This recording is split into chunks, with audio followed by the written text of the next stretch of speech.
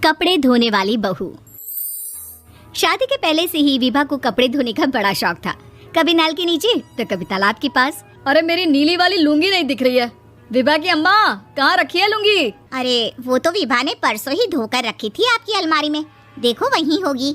वो ना मैंने आज धो दी, मुझे लगा कि गंदी हो गई होगी।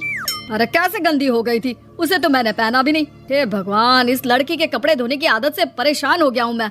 जितना तो घर में राशन नहीं आता उससे कहीं ज्यादा डिटर्जेंट पाउडर का खर्चा है। इसकी शादी करवा दो, शादी जाए अपने घर में ही करे काम, फिर चाहे घर के कपड़े धोने हो या पूरे गांव के। हाँ ठीक बोल रही हूँ, देखता हूँ मैं कोई लड़का। वो दिन भी आ जाता है जब विभा को देखने लड़के वाले आ जाते हैं। लड़की मुझे अच्छी लगी। होने वाली सास कहती है, बेटी अगर कुछ पूछना है तो पूछ लो। वैसे तो हमारी लड़की बहुत ही शर्मीली है, जो बोल दो वो मान लेती है, इसे क्या पूछना होगा। अरे कैसी बात कर रही हो माँ, मुझे इन लोगों के घर रहना है, सवाल तो कई है। हाँ हाँ बेटा पूछ लो ना, क्या पूछना है। आप लोगों के घर कपड़े कौन धोता है? सास का मुंह बन जाता है। देखो अगर तुम ये कहना चाहती हो कि तुम्हें कपड़े धोने नहीं आते तो सुन लो, कपड़े मैं ही धोती हूँ, लेकिन तुम्हारे आ जाने के बाद मैं रुमाल तक नहीं धोऊंगी। अरे चुप रहना भाग्यवान, बहू बेचारी घर आई नहीं, उसे डराना शुरू कर दिया।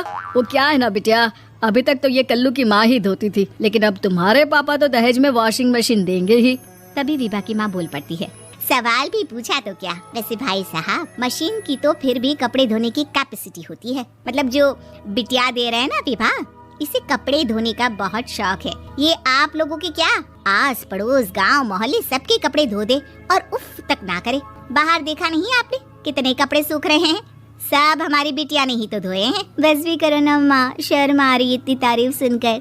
और तो और एक दाग निकाल कर दिखाओ तो मान जाओ। हाँ अच्छा माफ करना बेटा, मैंने गलत समझा, हमें तो रिश्ता बहुत पसंद है। और ऐसे जुड़ जाता है रिश्ता कपड़े धोने का शौक रखने वाली विभा का। उसकी शादी हो जाती है कोयला फैक्ट्री में काम करने वाले कल्लू के साथ। शादी के बाद अचानक विभा चिल्लाती हुई सास के पास आती है, सासू माँ, अरे सासू माँ कहाँ है आप? ये तो धोखा है, धोखा दिया आप लोगों ने मुझे। इसे ससुर के चक्कर के बारे में पता चल गया। अरे तो उसमें तुझे क्यों धोखा मिला है? अरे नल में पानी नहीं आता, कपड़े कैसे कब धुलेंगे? अच्छा तू पानी नहीं आ रहा उसकी बात कर रही है? तो आपने क्या सोचा? कुछ नहीं। अच्छा तेरी माँ ने कहा था कि कपड़े धोने का शौक है तुझे, याद आया मुझे।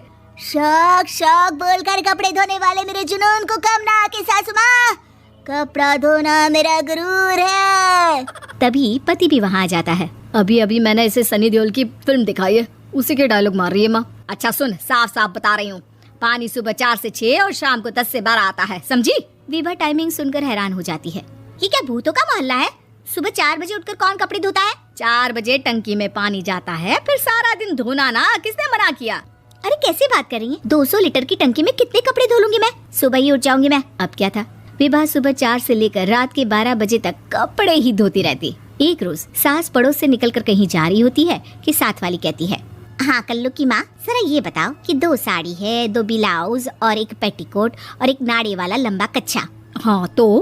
अरे तो क्या, कितना लोगी धुलाई ये बताओ। धोबन दिख रहे हैं हम क्या? हमारे पति सरकारी नौकरी से अभी रिटायर हुए हैं और बेटा सुपरवाइजर है कोयला फैक्ट्री में। धोबन समझ रखा है हमें?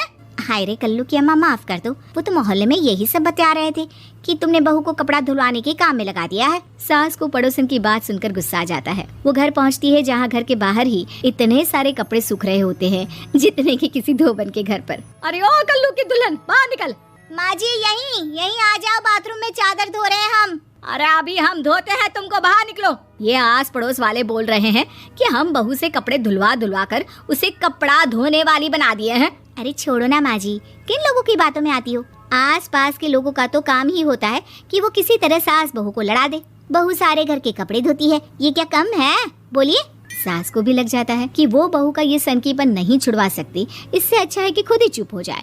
एक रोज सास और बहू मंदिर जाते हैं, जहाँ सास की साड़ी वहाँ खड़ी भीख मांगने वाली से मिलती है। माँ जी क्या बात है, आपकी साड़ी उस भिखारन से कितनी मिल रही है ना? हाँ देखो तो दोनों की साड़ी मिल रही है। क्या बात है कल्लू की अम्मा, तुम खुद को तो अफसर की बीवी बताती हो और ऐसी सिंपल सी प्लेन साड़ी पहनकर घूमती हो।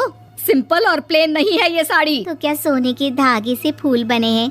कुछ भी सासू माँ, कुछ भी। हाँ बने थे इस साड़ी में सोने के धागे से फूल। मेरे पति लेकर आए थे मद्रास से स्पेशली मेरे लिए 10,000 की। लगता है भाई साहब इस भिखारन के लिए भी सेम टू सेम साड़ी लेकर आए होंगे 10,000 की। सास उस वक्त कुछ नहीं कहती, लेकिन बहू के साथ घर आती है और अलमारी से एल्बम निकाल कर लाती है। ये साड़ी देख रही है, ये वही साड़ी है जिसे मैंने अभी पहना था। इस साड़ी में ये जो चमकदार फूल दिख रहे हैं ना, ये सोने के धागों से काढ़े गए हैं। लेकिन तू लोकल वॉशिंग मशीन ब्रश से घिस घिस कर सारे फूलों को निकाल कर साड़ी प्लेन कर दी। मुझे माफ कर दीजिए सासू माँ। और तो और, जब मैंने तुझे तेरी गलती के लिए कुछ नहीं कहा, लेकिन तूने तो सबके सामने मेरा मजाक ही बना दिया। क्यों? बहू को समझ में आ जाता है कि अब से उसका कपड़े धोना बंद।